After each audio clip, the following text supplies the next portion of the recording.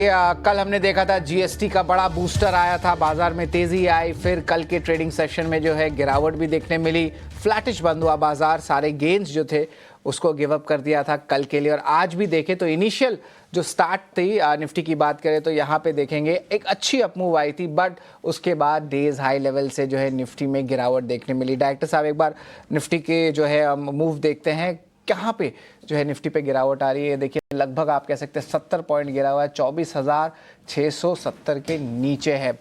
हालांकि उतना भी बड़ा गिरावट नहीं है, but of course days high से जो खुला था वो सस्टेन नहीं कर पाया और करेक्शन आपको देखने मिला है। निफ्टी बैंक पे भी बात कर लेते हैं। निफ्टी बैंक की बात करें तो यहाँ पे ऑलरेडी जो है निफ्टी के साथ तो ये पीछे चल ही रहा था, थोड़ी अटेम्प्ट आ रही थी निफ्टी बैंक निफ्टी से अच्छी परफॉर्मेंस करने की, लेकिन डायरेक्टर साहब एक बार निफ्टी बैंक के चार्ट पे भी नज़र डालते तो हमें क्लैरिटी मिल जाएगी कि कहाँ पे जो है मूव्स ज़्यादा दिखने मिल रहे हैं।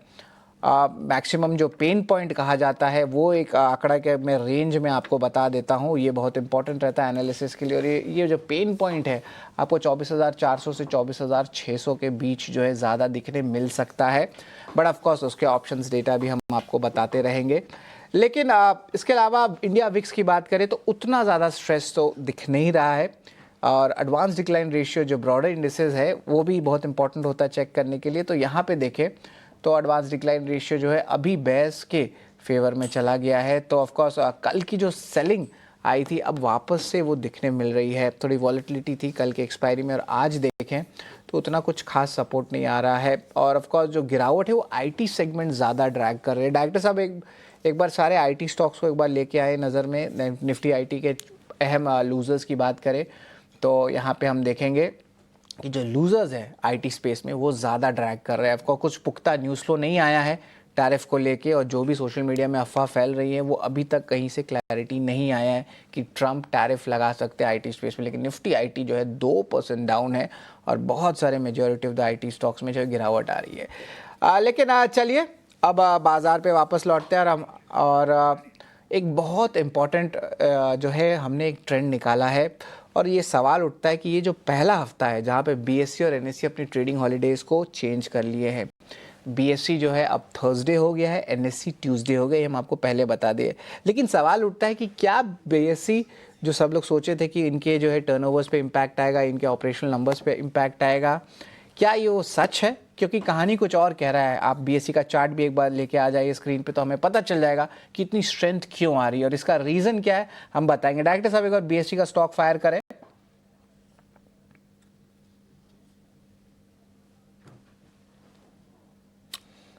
चलिए एक बार बीएसई का स्टॉक फायर करिए। देखिए आज ऐसे बाजार में भी जो है डेज हाई पे है, स्टॉक 4% ऊपर है। क्यों तेजी है? बीएसई का कैसा प्रदर्शन रहा एक्सपायरी के दिन में? एक्सक्लूसिव रिसर्च जो है बाजार में सबसे पहले लेके आए हैं पुलकित बताए। ये एनालिसिस जो था हमने देर रात किया था, एक बहुत अच्छा एनालिसिस आया है प्रीमियम टर्नओवर के ऊपर भी और मार्केट शेयर के ऊपर भी। ज़रा बताएं कि ये पूरी ओवरऑल एनालिसिस है क्या, और अहम बात आगे जाके क्या सामने आती है? क्या ट्रेडर्स लॉयल हैं बीएसई के साथ?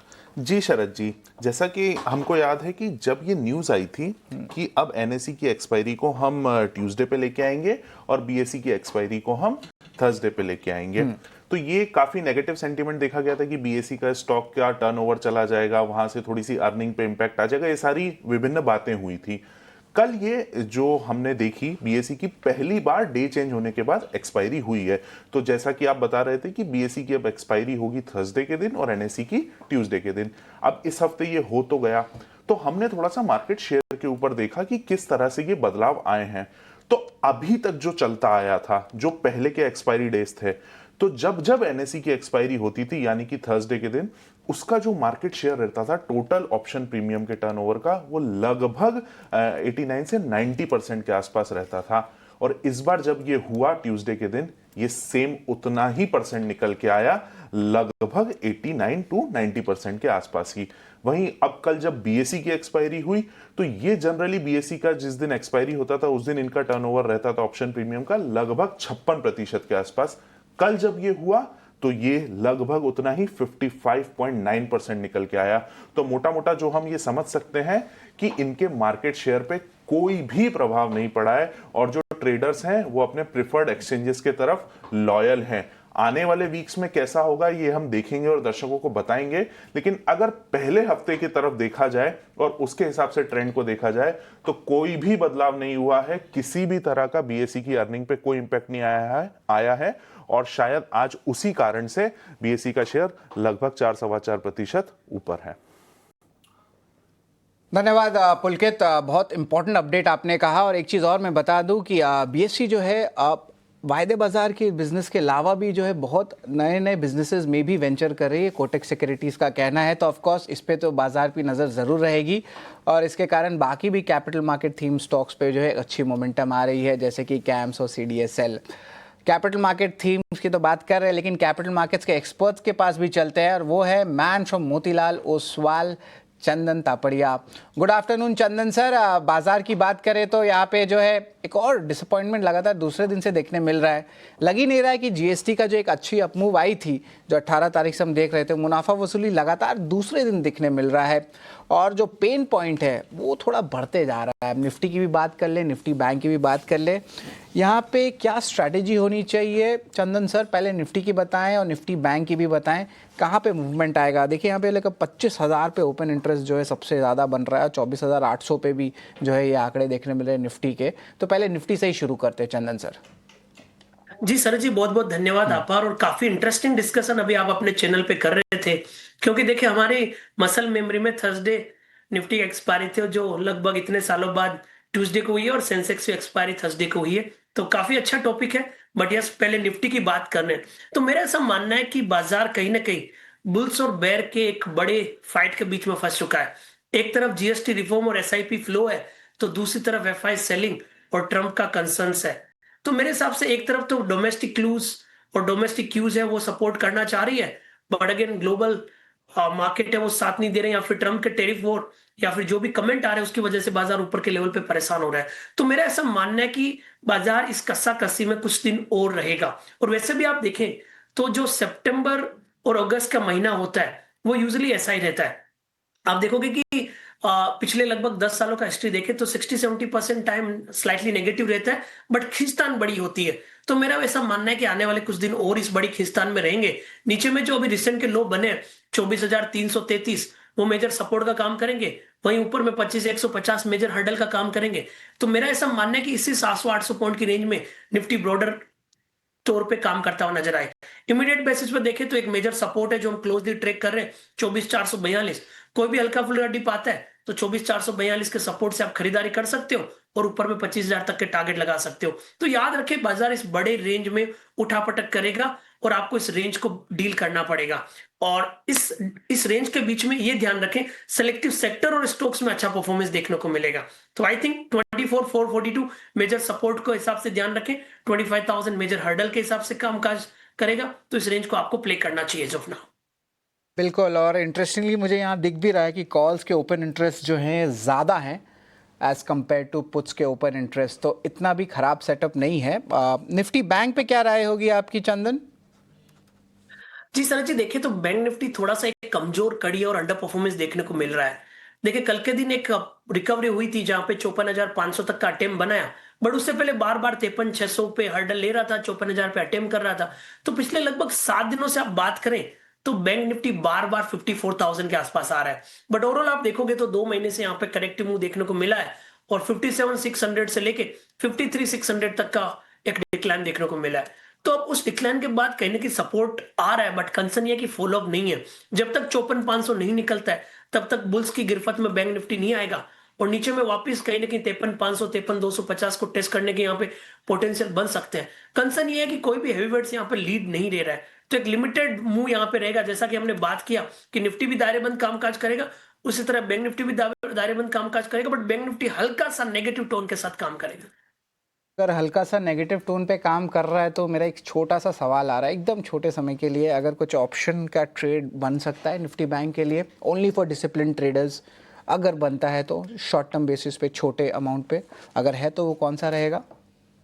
देखिए पहली बात तो इस इतनी दायरेबंद कामकाज में काफी टफ हो जाता है ट्रेड निकालना, क्योंकि आपको कभी कॉल की तरफ मूवमेंट आता है, कभी पुट की तरफ मूवमेंट आता है और फाइनली डीके देखने लग जाते हैं। निफ्टी की तरफ आप बात करें तो निफ्टी कंपैरेटिवली एक जो हायर लोज बन रहा था उसको निगेट किया था, बट बैंक निफ्टी वापस 54,000 के आसपास स्ट्रगल कर रहा है। तो मैं यहाँ पे 54,000 के ऑप्शन पे ध्यान रखूंगा, बट याद रखें स्ट्रिक्टली कि आपके रिस्क माइंड में रख के ये ट्रेड कर रहे हैं, क्योंकि फ्राइडे है और थीटा डी के आपको हर्ट करेगा। सो मैं यहाँ पे सीधा 54,000 का मंथली कॉल देखता हूँ, यदि मान लीजिए, हालांकि अभी तो मंथ का स्टार्ट है तो प्रीमियम बहुत रहेंगे, इसके लिए मुझे ओटीएम स्ट्राइक पे जाना पड़ेगा, क्योंकि 5400 का कॉल अभी लगभग 650 रुपए चल रहा है। तो मैं यदि 54,500 की कॉल की तरफ जाता हूं तो लगभग 400 रुपए चल रहा है वो। तो इसमें यह सलाह रहेगी हल्का सा डिप आए 400 410 के बीच में रहे, अभी 420 के आसपास है, 400 410 के बीच में ले, 350 का स्टॉप लॉस डालें, एक बार के लिए 500 रुपए के स्विंग के लिए बैंक निफ्टी का 54,500 का कॉल आप खरीद सकते हो। याद रखें कंपल्सिव ऑप्शन ट्रेडर के लिए ये ट्रेड रहेगा, बड़ी क्वांटिटी में मत करें, छोटी क्वांटिटी में करें, इसी व्यू से करें कि डिप्स में बाइंग आ जाते हैं अपसाइड के पे और ऑलरेडी करेक्ट हो चुका है, इसके लिए थोड़ा सा रिकवरी का मोड आ सकता है। निफ्टी बैंक की 54,500 के कॉल रहेंगे, 500 का टारगेट प्राइस, 350 का स्टॉप लॉस ऑप्शन ट्रेडर के लिए रहेगा, एकदम डिसिप्लिन रहेगा, पोजीशन कम रखिएगा। लेकिन चलिए अब चलते हैं कहाँ पे खरीदारी हो रही है शेयर्स पे।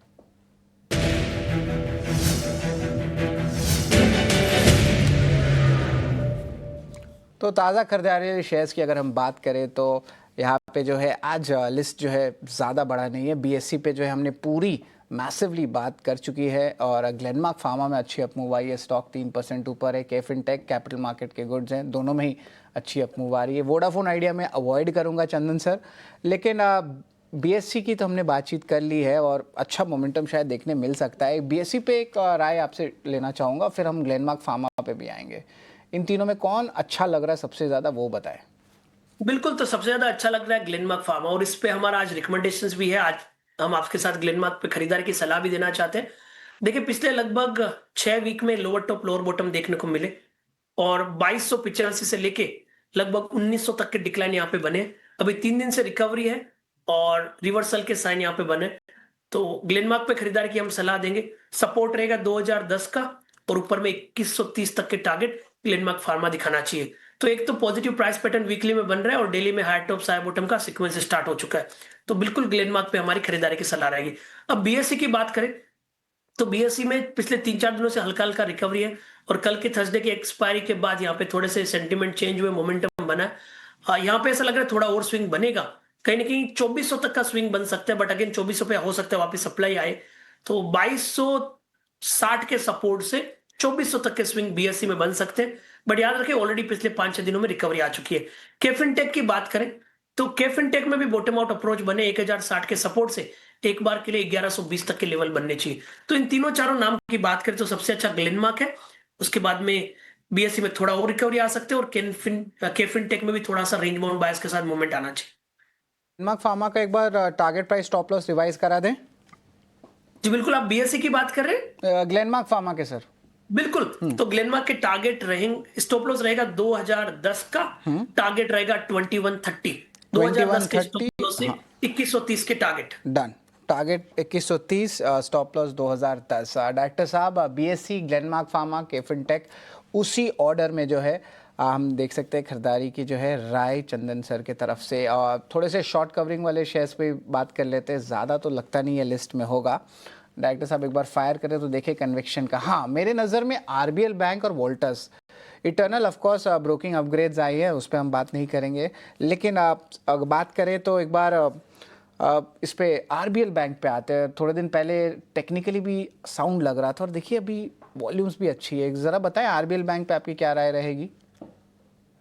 बिल्कुल, देखिए आरबीएल बैंक की बात करें तो आरबीएल बैंक का स्ट्रक्चर अच्छा है, हालांकि एफएनओ बैन पीरियड में काउंटर है, उसके चलते ट्रेड लेना टफ रहेगा, बट डिलीवरी में यहाँ पे बाय किया जा सकता है। One of the strongest counter है, राउंडिंग फॉर्मेशन मंथली चार्ट में बने, वीकली वो डेली में एक रेंज ब्रेकआउट देखने को मिला है, तो 268 के सपोर्ट से कहीं ना कहीं 288 तक के टारगेट आरबीएल बैंक में बनने चाहिए।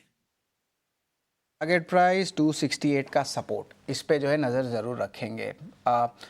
इंडस स्टार्स थोड़ा सा वॉलेटाइल काउंटर रहता है और वोल्टस, इन दोनों में अगर पिक करना होता तो कौन सा करते हैं? वोल्टस थोड़ा सा अच्छा आप देख रहे हैं कि थोड़ा शॉर्ट टर्म बेसिस पे मूव दिखा रहा है, बट कितना सस्टेन करता है, जीएसटी रेट के कब तक बेनिफिट्स आते हैं और क्या वो Q2 में दिखाएगा अपना बेनिफिट्स, वो तो सवाल है। लेकिन वोल्टस और इंडस टावर्स, इस पे क्या राय रहेगी ये बताएं। बिल्कुल, मैं वोल्टास पे फोकस करूंगा। इंडस टावर का स्ट्रक्चर वीक है, भले आज रिकवरी आई है, तो वहां पे रिकवरी कितना टिकती है वो इंपॉर्टेंट है, बट वोल्टास का मेजर ट्रेंड पॉजिटिव है। और कहीं ना कहीं देखिए ये कंज्यूमर इंजीनियरिंग रिलेटेड काउंटर है जहां पे थोड़ी सी बाइंग मोड है पूरे सेक्टर में। कल एक मोमेंटम हुआ था, ऊपर के लेवल से डिक्लाइन आया, बट वापस कंटिन्यूसली स्ट्रेंथ बनी हुई है। मेरा ऐसा मानना है 1395 एक मेजर सपोर्ट का काम करेगा ऊपर में 1470 तक के टारगेट के लिए।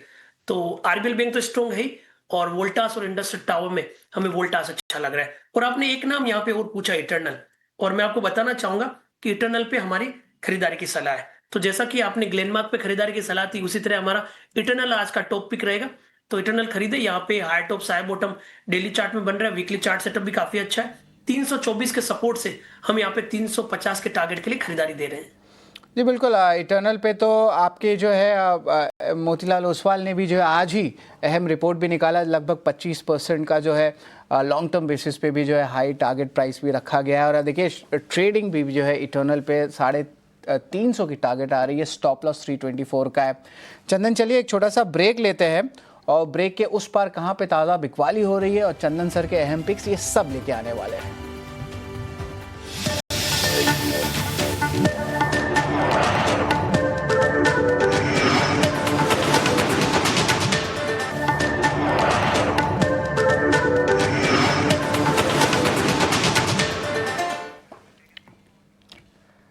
स्वागत है आपका एफएनओ जंक्शन में। और आप देखें तो बाजार में जो है थोड़ी गिरावट बढ़ते जा रही है और रिकवरी का कुछ साइन नहीं आ रहा है। निफ्टी डेज लो पे है और निफ्टी बैंक की बात करें तो यहाँ पे भी गिरावट देखने मिल रहा है। तो धीरे धीरे करके ड्यूरिंग द डे हम देखें तो यहाँ पे सेलिंग थोड़ी इंटेंसिफाई ज़रूर हो रही है।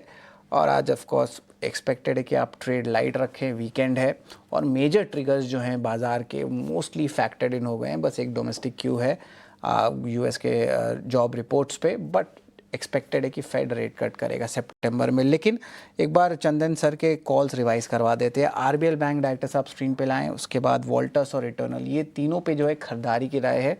शो के जस्ट पहले जो है इन्होंने बताया था, ताकि एक बार रिवाइज हो जाए हमारे ऑडियंस के लिए। डायरेक्टर साहब फायर करें। Target price 288, stop loss 268 RBL bank का। वोल्टस यहाँ पे भी नज़र रखिए, कंज्यूमर ड्यूरेबल कंपनी है, फेस्टिव सीजन का भी माहौल है, जीएसटी रेट कट देखने मिल सकता है और वो बेनिफिट कंज्यूमर्स को देखने मिलेगा। एक बार दिखाएं, वोल्टस को फायर करें डायरेक्टर साहब। अच्छा, ग्लेनमार्क फार्मा तो आप दिखाई दिए हैं, 2130 स्टॉप लॉस, और जो है इस पे भी नज़र रखेंगे। इटर्नल पे एक बार दिखाएं। हाँ, टारगेट 350, स्टॉप लॉस 324, ठीक है। और इस पे जो है हमारी नज़र ज़रूर रहेगी। और बीएसई के फिनटेक भी है जो हम देखने वाले हैं। लेकिन चलिए अब ताज़ा बिकवाली वाले शेयर्स की तरफ चलते हैं जिस पे हमारी नज़र रहेगी।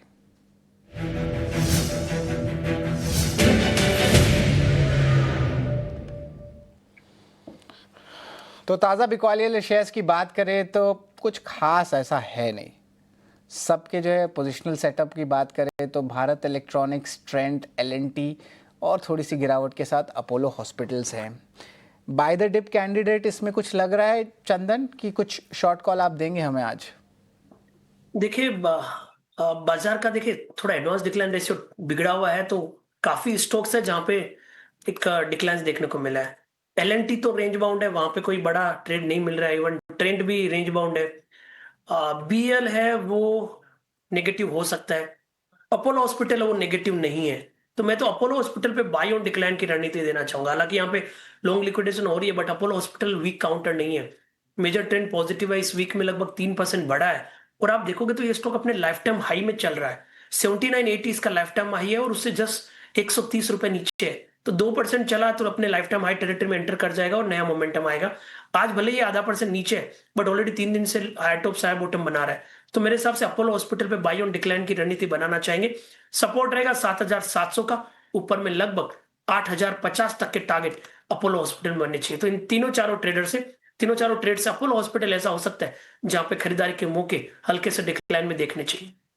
आपने सही कहा, अपोलो हॉस्पिटल्स यहाँ पे भी इंस्टीट्यूशनल इंटरेस्ट भी बना हुआ है और यहाँ पे ग्रोथ भी देखने मिल रहा है। अपोलो हॉस्पिटल्स पे स्टॉप लॉस 7700 का, target price 8050, buy on dip. Long unwinding वाले शेयर्स भी डायरेक्टर साहब एक बार लेके आते हैं लिस्ट पे। यहाँ पे देखेंगे क्लैरिटी कहाँ मिल रही है और एक बार इन स्टॉक्स को भी एक बार फायर करें। लॉन्ग अनवाइंडिंग वाले शेयर्स यहाँ पे क्रॉम्पटन, टाटा केमिकल्स तो है ही, लेकिन मेरे नज़र में आईजीएल आ रहा है। चंदन, आईजीएल बहुत वॉलेटाइल काउंटर है, कभी भी एक ट्रेंड क्लियर पता ही नहीं चलता। ऑफ कोर्स महीना के शुरुआत में जब कोई प्राइस हाइक या डिक्रीज होता है तब एक वॉलेटिलिटी आती है, बट आज 2.5% डाउन है स्टॉक।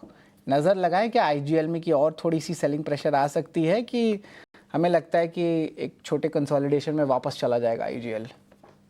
बिल्कुल सर जी, आपने सही बोला। आईजीएल को ट्रेड करना काफी टफ होता है। जैसे कोई न्यूज आती है, चल जाता है, वापस अटक जाता है। और मैं आपको बताऊं, पिछले लगभग 10 महीने में हर बार ये 210 के आसपास आता है। उससे नीचे भी जाता है, ऊपर भी जाता है, बट ऐसा कोई महीना नहीं रहा जहां पे 210 या 209 को टेस्ट नहीं किया है। सो आप समझ सकते हो 210 प्लस माइनस 15-20 पॉइंट्स, ये उस तरह से काम कर रहा है। तो यदि किसी को यहाँ पे कोई क्वांटिटेटिव मॉडल पे काम करना चाहता है तो उस मॉडल पे बना सकता है कि 210 से ऊपर गया ज्यादा तो वहां पे सेल करो, 210 मिल जाएगा। 210 से ज्यादा नीचे गया तो बाय करो, वापस 210 मिल जाएगा। तो कहने का मतलब है रेंज बाउंड है, बट उठा पटक करता है। बट आज का स्ट्रक्चर देखें तो एक बेरिश बेल्ट होल्ड बना है, बट वीकली चार्ट देखें तो यहाँ पे हार्ड लॉस बन रहा है। तो उसके चलते कोई बड़ा ट्रेड तो बन नहीं रहा, बट फिर भी किसी को ट्रेड लेना है तो 205 से 218 के बीच में आप इसमें ट्रेडिंग सेटअप निकाल सकते हो। और चंदन सर, आपके कॉल्स क्या रहेंगे? ग्लेनमार्क फार्मा एक कॉल है आपका, राइट, ऑलरेडी? बिल्कुल, तो 2 कॉल थे सर जी। आपने काफी अच्छी रिसर्च करके वो दोनों ट्रेड मेरे से पहले ही निकाल चुके हैं। अच्छा। तो पहला ट्रेड तो ग्लेनमार्क रहेगा, जहां पे मेजर ट्रेंड पॉजिटिव हुआ है और 6 वीक के करेक्टिव मूव के बाद यहाँ पे वीकली चार्ट में lower top lower bottom negation हुआ है। डेली चार्ट में 4 दिन से हायर लोस बन रहा है और कहीं ना कहीं डिफेंसिव प्लेस बाजार में करेगा जब इंडेक्स होल्ड नहीं कर रहा है। तो और वैसे भी डेली चार्ट में एक फॉलोइंग सप्लाई ट्रेंड लाइन को निकाला है। तो 2010 के सपोर्ट से ग्लेनमार्क खरीदारी की सलाह देंगे। 2100 और 2130 तक के टारगेट यहाँ पे बनने चाहिए। और दूसरा जो ट्रेड है वो इटर्नल है, जिसके बारे में भी आप चर्चा कर चुके हैं। पॉजिटिव व्यू है, इनफैक्ट हमारे यहाँ पे कवरेज रिपोर्ट पे भी फोकस हुआ है। लगातार पिछले 6 महीने में एक बड़ी तेजी हुई है और मैं आपको बताना चाहूंगा काफी बार हमने 18 हाउस स्वदेश के साथ कन्विक्शन से इटर्नल को खरीदारी की सलाह दे चुके हैं। और मेरा तो मानना है कि डिलीवरी भी यहाँ पे इटर्नल से ऑर्डर भी दे दीजिए और स्टॉक भी ले लीजिए, दोनों तरफ से आपको एंजॉय मिलेगा। सो बिल्कुल खरीदारी की सलाह रखेंगे। यहाँ पे भी 324 के सपोर्ट से 350 के टारगेट है। और चार्ट वाइज आप देखोगे तो पुराना 331 का हर्डल आज डिसाइसिवली निकला है। 4 दिनों से हाई राइज हार्ड लॉस बन रहे हैं और नया मोमेंटम के लिए काउंटर तैयार हो रहा है। और एक चीज़ और मैं बताऊंगा चंदन सर, कि जब मैं इटर्नल और स्विगी को कंपेयर कर रहा था तो अभी भी जो है रिस्क रिवॉर्ड रेशियो स्विगी में शायद बढ़िया होगा, लेकिन जो कन्विक्शन है टेक्निकल कम्युनिटी का इटर्नल के प्रति वो बहुत ज़्यादा और पोजिशनल बन रहा है। और एक जो आप कह सकते हैं जो फीस हो रहे हैं या प्लेटफॉर्म फीस हो रहे हैं ये भी बढ़ा रहे हैं, तो ऑटोमेटिकली उनका एबिडा पे साल पे 150 से 200 करोड़ एडिशन आए जा रहा है। ऐसा मॉडल है, फेस्टिव सीजन है तो कुछ कर नहीं सकते। लेकिन धन्यवाद चंदन सर, आपने इस शो पे जो है अहम कॉल्स बताए, इंडेक्स स्ट्रैटेजीज बताया, ऑप्शन ट्रेड भी बताया। लेकिन एक सवाल ज़रूर पूछना चाहता हूं, क्योंकि ये फ्राइडे रहता है और हमेशा मेरे और आपके बीच एक सवाल आता है। वो सवाल है चंदन सर की, इस वीकेंड आप कहाँ जा रहे हैं? आप बाहर जा रहे हैं कि गणपति विसर्जन है इस सैटरडे? बिल्कुल गणपति विसर्जन है। मैं अब काफी दिनों बाद ऐसा हुआ है कि मैं 2 वीकेंड मुंबई में बैक टू बैक हूँ। लास्ट वीकेंड तो गणपति का आगमन था, इस बार गणपति विसर्जन है। बट अगेन काम तो काम है, मैंने काफी ऑनलाइन वेबिनार रखे हैं, 3-4-20 स्कूल्स के ऑनलाइन वेबिनार्स है, साथ में गणपति विसर्जन है। तो बस गणपति से यही प्रार्थना रहेगी कि ट्रम्प के टंट्रम को खत्म करके जीएसटी का बूस्ट लगाए और इंडियन मार्केट में ग्रोथ और प्रोग्रेस बने। और फाइनली गणपति बप्पा मोरिया। जी बिल्कुल, Ganpati Bappa Morya. Thank you very much Chandan sir, आप हमारे साथ जुड़े। चलिए, एफएनओ जंक्शन में आज बस इतना ही। एक्शन पैक था, बाजार थोड़ा सा जो है ऑफ कोर्स मार्केट में थोड़ी गिरावट जरूर आ रही है, लेकिन यहाँ से भी हम आपको कमाई के मौके लेके आए हैं। लॉन्ग्स हो, शॉर्ट्स हो या ऑप्शंस हो, सब पे सारा डिटेल्स।